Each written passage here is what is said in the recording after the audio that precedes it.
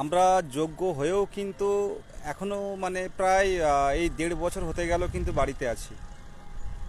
ইন্টারভিউয়ের কোনো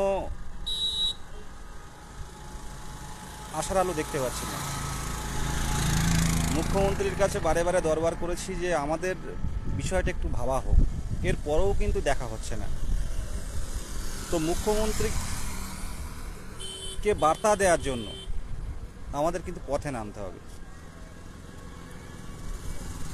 2017 সালের প্রাথমিক টেটের নোটিফিকেশনের পর সুপ্রিম কোর্টের অর্ডারে 2022-এর ডিসেম্বর মাসে প্রাথমিক টেট হয়, আমরা সবাই জানি।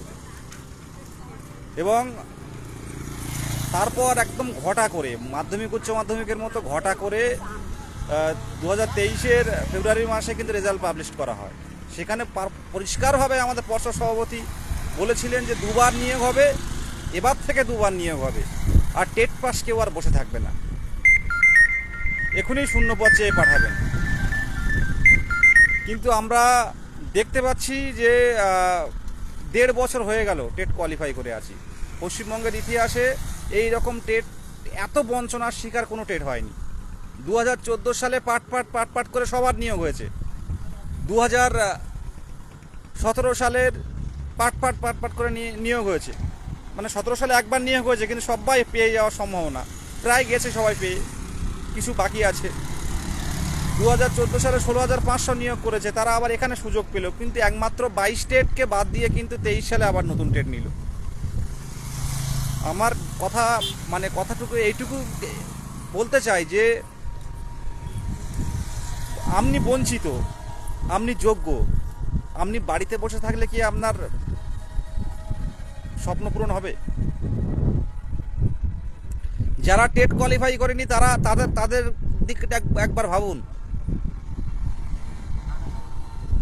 প্রশ্নভুল মামলায় গড়ে যুক্ত হচ্ছে, কিন্তু বিষয়টা সেটা নয়। যেটুকু বলতে চাইছি, যারা এখনো পর্যন্ত বাড়িতে আছেন, এখনো পর্যন্ত কোনো ধর্ণা আন্দোলনে আসেননি, তাদেরকে বলবো আসুন। আর এবারে কিন্তু নোটিফিকেশান আমরা কিন্তু 8 তারিখে কিন্তু একটা পদ বের করে আসব। একটা পদ, একটা অবশ্যই একটা, আমরা কিন্তু আমাদের দাবি কিন্তু না মানলে কিন্তু আমরা উঠবো না।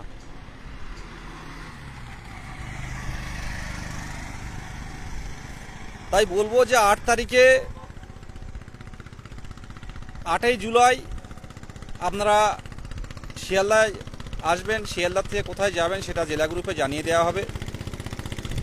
যোগ্য হয়েও দেখুন, আজকে মূল্যবান সময়টুকু আজ হবে, কাল হবে, পরশু হবে, এগুলো কেন করতে হবে? এগুলো এইরকমভাবে জীবনযাপনটা কেন করতে হবে? যারা প্রশিক্ষণ প্রাপ্ত হয়েছে, কেউ জমি বন্ধক দিয়ে, কেউ মানে কোনো একটা কাজের সাথে যুক্ত হয়ে কষ্ট করে মানে ডিএলএড প্রশিক্ষণ প্রাপ্ত হয়েছে লাখ লাখ টাকা খরচ করে, তারপর টেট কোয়ালিফাই করলো। তাই একটা বার তো যোগ্যতা প্রমাণের সুযোগ আর একটা বার তো পাবে, এই সুযোগটুকু চাইছি আমরা বারে বারে। যেখানে মুখ্যমন্ত্রী বলছে 10 লক্ষ শূন্যপদ, সেখানে 10 লক্ষ চাই না, আমাদের অন্ততপক্ষে 50,000 শূন্যপদ দিলেই যথেষ্ট। তাই এত নেই। পর্ষদ সভাপতি এই 50,000 কথাটা অনেকে ভাবেন হয়তো 50,000 কি ব্যাপার, শূন্যপদ তো সরকার দেবে, কিন্তু এটুকু বলছে এটা পর্ষদ সভাপতির নিজেরই কথা, যে আমার নিয়োগ করতে দিলে এখনই 50,000 নিয়োগ করে দেবো আমি, কথাটা বলেছিলেন। আপনাদের যারা এখনো পর্যন্ত ভাবছেন যাব কি যাব না, তো তাদের ক্ষেত্রে বলবো যে এখানে অনুরোধ করার কিছু নেই। আপনারা যদি মনে করেন যে না আমি বঞ্চিত, অবশ্যই 8 তারিখে আসুন। আমাদের আন্দোলন এবার কিন্তু ধারাবাহিকভাবে চলবে। আর যারা আমার এই লাইভ, শুধু 22 টেট পাস নয়, আমার এই লাইভ যে সকল আধিকারিক দেখছেন বা দেখেন, অনেকেই পরে খবর আসে, পরিষ্কারভাবে বলতে চাই, পরিষ্কারভাবে আমি বার্তা দিতে চাই, 2022 প্রাথমিক টেট উত্তীর্ণ যদি কেউ বঞ্চিত হয়, তাহলে কিন্তু আমরা ছেড়ে কথা বলবো না। সল্টলেক অবরুদ্ধ করে দেব। সামনে বিধানসভা ভোট, আন্দোলন কী হারে করতে হয় সেটা 22 স্টেট ভালো করেই জানে। কারণ এই টেটই একমাত্র আমরা জানি পশ্চিমবঙ্গের ইতিহাসে একটা স্বচ্ছ টেট। আমরা যে খবরের কাগজ বা সংবাদ মাধ্যমে দেখেছি সাদা খাতা দিয়ে চাকরি করছে অনেকে আছে, কিন্তু এই টেটই একমাত্র টেট যেখানে এখনো পর্যন্ত সব্বার হাতে হাতে ওএমআর আছে। পশ্চিমবঙ্গের কোনো টেটে এমন নেই হাতে হাতে ওএমআর নেই। আমাদের হাতে হাতে ওএমআর আছে বলেই কি দেরি হচ্ছে?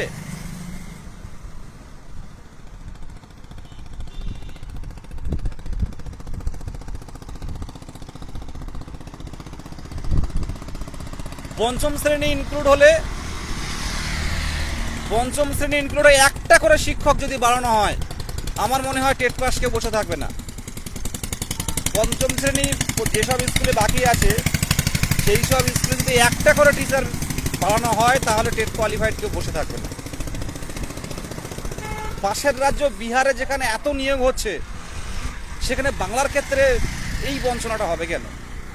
আপারের ক্ষেত্রে বা এসএলএসটির ক্ষেত্রে আইনি জটিলতা হয়তো থাকতে পারে, কিন্তু প্রাথমিকের ক্ষেত্রে কিন্তু কোনো আইনি জটিলতা নেই।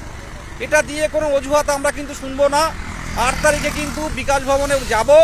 বিকাশ ভবন থেকে নোটিফিকেশন না আসা পর্যন্ত, আমাদের যতক্ষণ না পর্যন্ত আমাদেরকে একটা আশার আলো না শোনাচ্ছে একটা, ততক্ষণ কিন্তু আমরা কিন্তু কোনোভাবে ওখান থেকে সরবো না। যারা বঞ্চিত মনে করছেন 8 তারিখে চলে আসুন।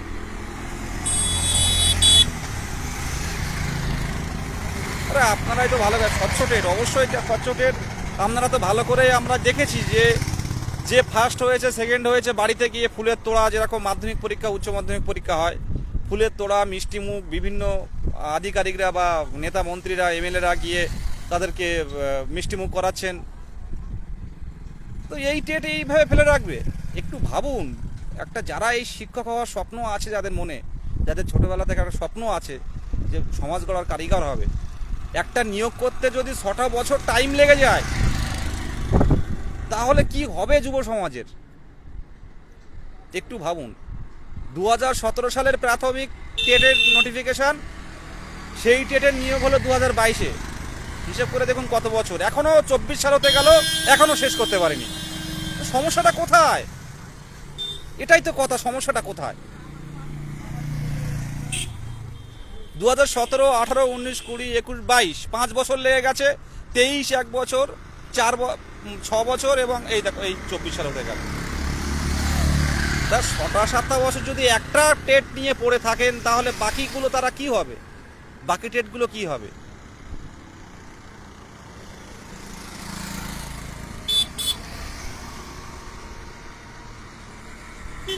এই দাবিতে আমরা 8 তারিখে পথে নামছি।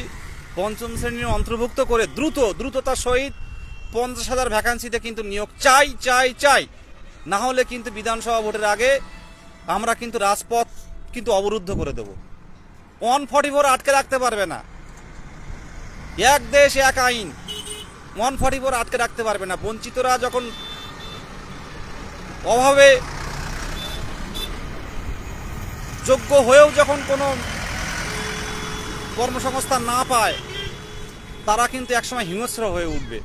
আমরা কিন্তু এখনও বারে বলছি যে আমরা টেট মানে হবু শিক্ষক, ভাবি শিক্ষক, আমাদের ব্যবহার এখনও পর্যন্ত ভালো রেখেছি। আমরা সরকার বিরোধী নই।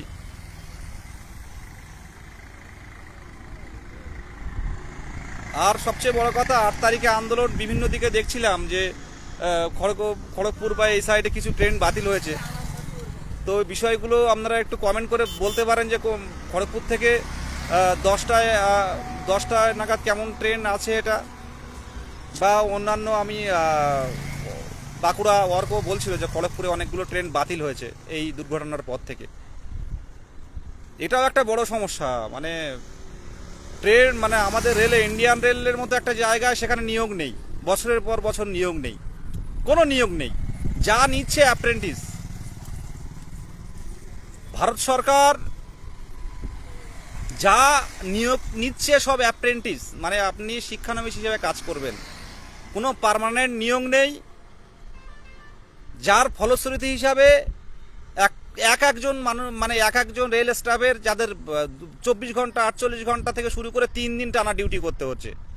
এই অ্যাক্সিডেন্টগুলো বাড়ছে এই কারণে, আর তার ফল ভোগ করতে হচ্ছে আমাদের সাধারণ মানুষের। জোড়ায় লোকাল ট্রেন বাতিল করছে, জোড়ায় লোকাল ট্রেন। এগুলো আমাদের এখন জানার সময় এসছে। আমরা দিন দিন আরও বঞ্চনার শিকার হচ্ছি, তার বিরুদ্ধে রুখে দাঁড়াতে হবে। শুধু শিক্ষক হওয়া মানে আমাদের কিন্তু সমাজের যেসব সমাজের অবিচারগুলো হচ্ছে তার বিরুদ্ধে কিন্তু রুখে দাঁড়াতে হবে। এই ট্রেন বাতিলগুলো নিয়ে আমি একটু আগে কথা বলছিলাম, মানে অনেকগুলো ট্রেন বাতিল হয়েছে। এবার আপনারা সেভাবে হাতে টাইম রেখে আসবেন।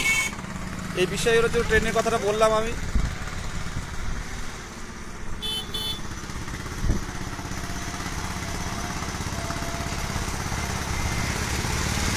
নোটিফিকেশনটা এটা আমাদের অধিকার, এটা আমাদের অধিকার, এটা একটু ভাবুন। নোটিফিকেশন পাওয়াটা, আমাদের নিয়োগ দেওয়াটা একটা নির্বাচিত সরকারের কাজ। সমস্যাটা কোথায়? আমার কথা তো এখানেই হবে 8 তারিখে। সমস্যাটা কোথায় বলুন? সমস্যাটা কোথায়? এইটুকু কথা, একটাই কথা হবে, সমস্যাটা কোথায় বলুন?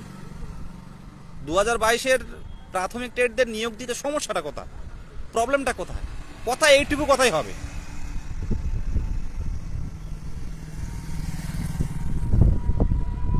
আর কোনো, আমরা এই কথাটা হয়তো শুনে শুনে সবাই একটা মানে অভ্যস্ত হয়ে গেছি যে বিধানসভা ভোটের আগে নিয়োগ হবে।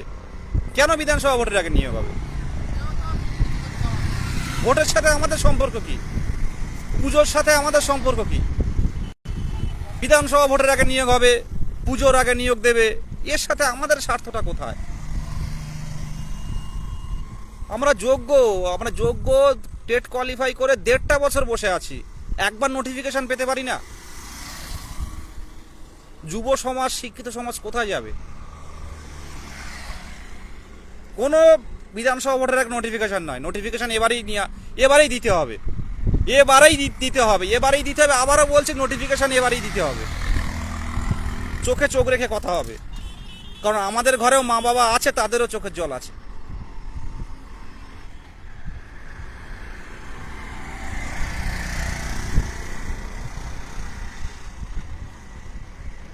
পর্ষদের এত বড় বিল্ডিং, সব ভিআইপি ব্যাপার, কাদের জন্য? শুধু ডিএলএড এর কোর্স করানোর জন্য? শুধু ডিএলএড এর কোর্স করানোর জন্য নয়। আর ডিএলএড কোর্স করেও বা কি হবে যদি না আমরা টেট কোয়ালিফাই করেও আমরা যদি 3-4 বছর বসে থাকি সেখানে? আমরা তো বলছি যে আমাদের নোটিফিকেশনটা দিন। আর আমরা কোনো আন্দোলনে আসছি না। মার্চ মাস থেকে তো পুলিশের অনুরোধে কিন্তু মার্চ মাস থেকে তো আমরা বন্ধ রেখেছিলাম আন্দোলন, যে ভোটের আগে আমরা যাব না, সরকার বিরুদ্ধে কোনো কাজ করব না। ভোটের আগে আন্দোলনে যাব না, সরকারের বিরুদ্ধে কোনো যাব না। কিন্তু তারপরেও তো দেখলাম এখন নোটিফিকেশন আছে।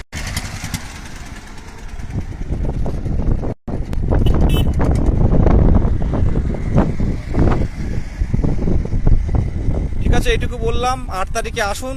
আমি কোনো অনুরোধ করব না, আমরা অনুরোধ করব না। 2022 প্রাথমিক টেট পাস ডিএলএড ঐক্যমঞ্চ যে 23 জেলার পক্ষ থেকে আপনারা পথে আসুন। আমরা যোগ্য, আমাদের ইন্টারভিউ নোটিফিকেশান দিতেই হবে। কোনো বিধানসভা ভোটের আগে না, কোনো লোকসভা ভোটের আগে না, কোনো পুজোর আগে না। আমাদের নোটিফিকেশান এই মাসেই চাই, এই মাসেই নোটিফিকেশান চাই। ফর্ম ফিল আপ করিয়ে রাখতে হবে, শূন্যপদ পরে দেবেন। আগের দিনও বলেছিলাম ডিএস স্যারকে যে আপনারা অন্তত ফর্ম ফিল আপটা করিয়ে দেখুন পূর্ণ প্রশিক্ষিত ডিএলএড কতজন আছে। তার 1 মাস কেন 2 মাস পরে নোটিফিকেশান দিন, প্রবলেম নেই। পিএসসি বা মিসেলেনিয়াসের ক্ষেত্রে যেগুলো হয়। তো এটুকু যথেষ্ট লং করে ফেললাম। আর বিস্তারিত প্রত্যেকটা জেলা মিটিংয়ে বলবো। সোশ্যাল মিডিয়াতে সব কিছু বলা, কেস আপডেট দেওয়া ঠিক নয়। তো এই কথাটাই বললাম যে সামনের দিনে 2022 প্রাথমিক টেটদের কিন্তু সবার নিয়োগ দিতে হবে, মানে দিতে হবে। ধন্যবাদ 2022 প্রাথমিক টেট উত্তীর্ণ সকল হবু শিক্ষক ও শিক্ষিকাকে।